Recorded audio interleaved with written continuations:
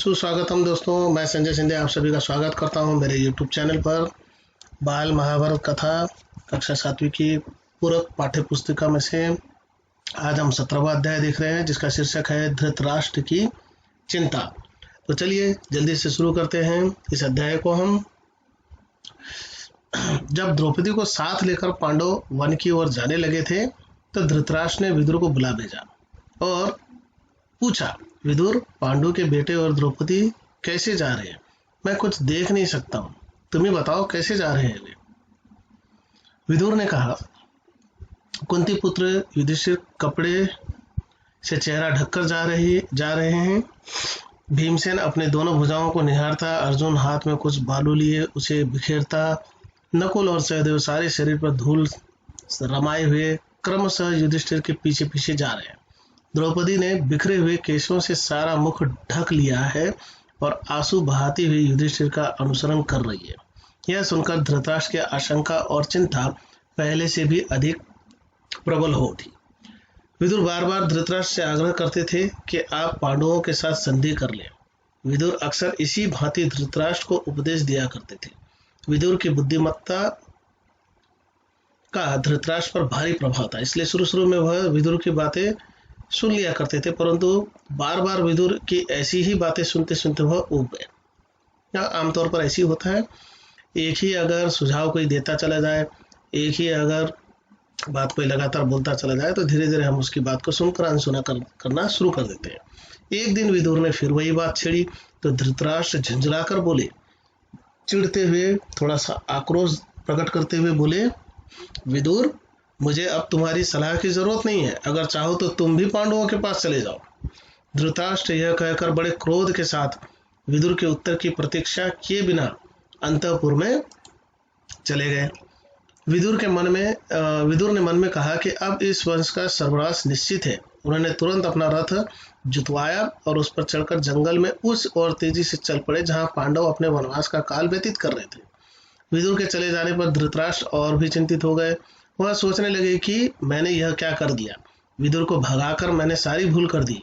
यह सोचकर धृतराष्ट्र ने संजय को बुलाया और कहा, संजय, मैंने अपने प्रिय विदुर को बहुत बुरा भला कह दिया था। इससे गुस्सा होकर वह वन में चला गया है। तुम जाकर उसे किसी तरह समझा बुझाकर मेरे पास वापस ले आओ। धृतराष्ट्र की बात मानकर संजय जंगल में पांडवों के आश्रम में जा पहुंचे। संजय ने विदुर को बड़ी नम्रता के साथ कहा, धृतराष्ट्र अपनी भूल पर पछता रहे हैं। आप यदि वापस नहीं लौटेंगे तो वह अपने प्राण छोड़ देंगे, कृपया अभी लौट चलिए। यह बात सुनकर विदुर युधिष्ठिर आदि से विदा लेकर हस्तिनापुर के लिए चल पड़े। हस्तिनापुर पहुंचकर जब धृतराष्ट्र के सामने गए तो धृतराष्ट्र ने उन्हें बड़े प्रेम से गले लगाया और गदगद स्वर में बोले, निर्दोष विदुर, मैं उतावली में जो बुरा भला कह बैठा उसका बुरा मत मानना और मुझे क्षमा कर देना। इसी तरह एक बार महर्षि मैत्रेय धृतराष्ट्र के दरबार में पधारे। राजा ने उनका समुचित आदर सत्कार करके प्रसन्न किया। फिर महर्षि ने से हाथ जोड़कर पूछा, कुरुजांगल के वन में आपने मेरे प्यारे पुत्र वीर पांडवों को तो देखा होगा, वे कुशल से तो हैं?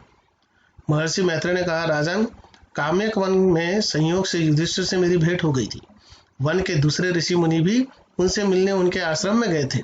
हस्तिनापुर में जो कुछ हुआ था उसका सारा हाल उन्होंने मुझे बताया था। यही कारण है कि मैं आपके यहाँ आया हूँ। आपके और भीष्म के रहते ऐसा नहीं होना चाहिए था। इस अवसर पर दुर्योधन भी सभा में मौजूद था। मुनि ने उसकी ओर देखकर कहा, राजकुमार, तुम्हारे भलाई के लिए कहता हूँ, सुनो, पांडवों को धोखा देने का विचार छोड़ दो, उनसे वैर मोल न लो, उनके साथ संधि कर लो, इसी से तुम्हारी भलाई है। संधि कर लेने का तात्पर्य है कि समझौता कर लेना और इकट्ठा आने का प्रयास करना। ऋषि ने यूं मीठी बातों से दुर्योधन को समझाया, पर जिद्दी व नासमझ दुर्योधन ने उसकी ओर देखा तक नहीं। वह कुछ बोला भी नहीं, बल्कि अपने जांघ पर हाथ ठोकता और पैर के अंगूठे से जमीन कुरेदता मुस्कुराता हुआ खड़ा रहा। दुर्योधन की इस ढिठाई को देखकर महर्षि बड़े क्रोधित हुए। उन्होंने कहा, दुर्योधन, याद रखो, अपने घमंड का फल तुम अवश्य पाओगे। इसी बीच हस्तिनापुर में भी घटनाओं की खबर श्री कृष्ण को लगी। उन्हें यह पता चला कि पांचों पांडव द्रौपदी समेत वन चले गए हैं। यह खबर पाते ही वो फौरन उस वन को चल पड़े जहां पांडव ठहरे हुए थे। श्री कृष्ण जब पांडवों से भेंट करने के लिए जाने लगे तो उनके साथ कैकेय, भोज और वृष्टि जाति के नेता चेदिराज, धृष्टकेतु आदि भी गए। इन लोगों के साथ पांडवों का बड़ा स्नेह संबंध था और वे उनको बड़ी श्रद्धा से देखते थे। द्रौपदी श्री कृष्ण से मिली। श्री कृष्ण को देखते ही उनकी आंखों से अविरल अश्रुधारा बह चली। बड़ी मुश्किल से वह बोली, इस तरह अपमानित होने के बाद मेरा जीना ही बेकार है। मेरा कोई नहीं रहा और आप भी मेरे न रहे। यह कहते कहते द्रौपदी की बड़ी बड़ी आंखों से गरम गरम आंसुओं की धारा बहने लगी। वह आगे न बोल सकी। करुण स्वर में विलाप करती हुई द्रौपदी को श्री कृष्ण ने बहुत समझाया और धीरज बधाया। वह बोले, बहन द्रौपदी, जिन्होंने तुम्हारा अपमान किया है उन सबकी लाशें युद्ध के मैदान में खून से लथपथ होकर पड़ेगी। तुम शोक ना करो। मैं वचन देता हूँ कि पांडवों की हर प्रकार से सहायता करूंगा। यह भी निश्चय मानो कि तुम साम्राज्ञी के पद को फिर सुशोभित करोगी, अर्थात रानी बनोगी।